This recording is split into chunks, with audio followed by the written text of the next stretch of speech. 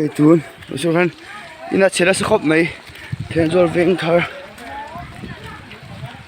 thế dấu thế tiền đi á khai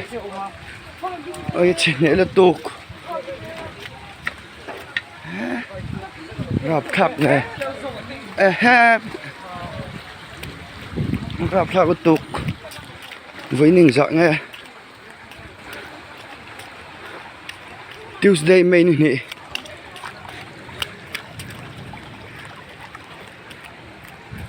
ơi chuyển vào số tiền lông mình bán đi hết rồi pi sao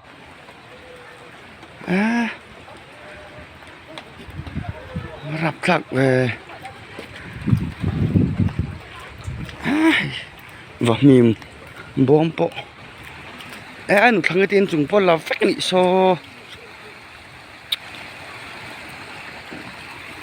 phát tu ruồi em về cả răng suy chặt nó sâu tục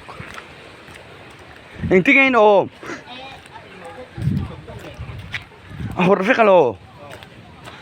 khay á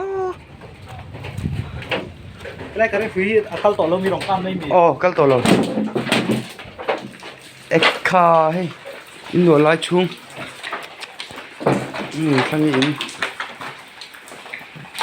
khai tông quân ra thao tục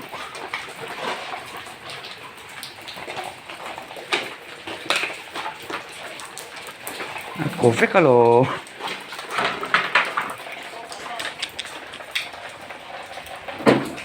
phân em về ôi em một tôi chơi lém lâu không dấu tên chơi vét anh nói xăm tập chính chơi vét trên bao giờ vào tên chơi vét bọc vọc in bôi bao đấy lại ổn tên hi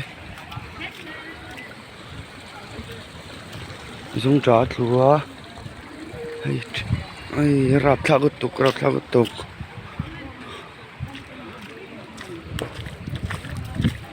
mình nói khi lại in hi hè cái vết khi in hi hè cái vết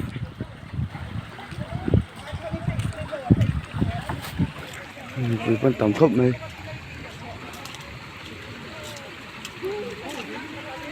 rạp thao cái tục bột lần nữa này thằng làm bằng in lụa lái vết này in lụa lái vết hey dấu tay in po hết cái vết ngồi chú cho chúng sẽ vết mình sinh chú anh hùng mạnh mình gần xía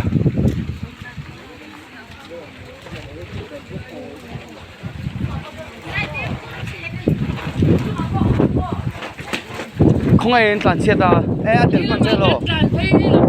anh đến con chơi lo khai vắt xe lo về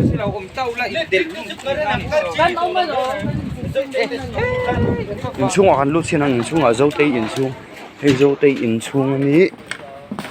ek ha he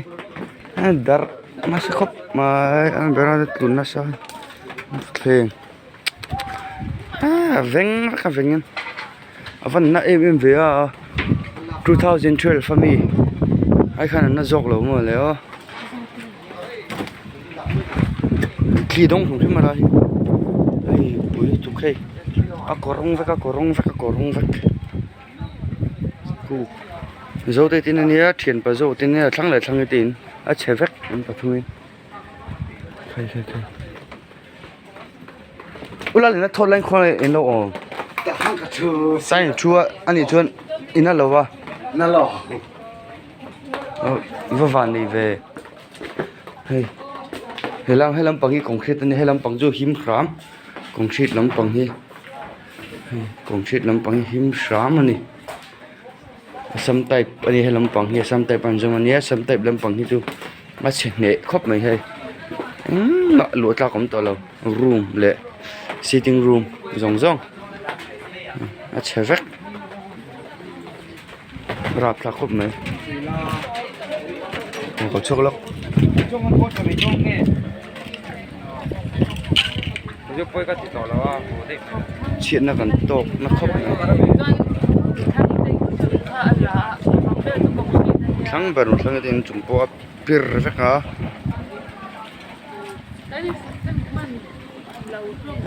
dâu tên cho chuyện này ta cái này mà hiện là ổ về đấy là nung lắm bằng cổ rong vắt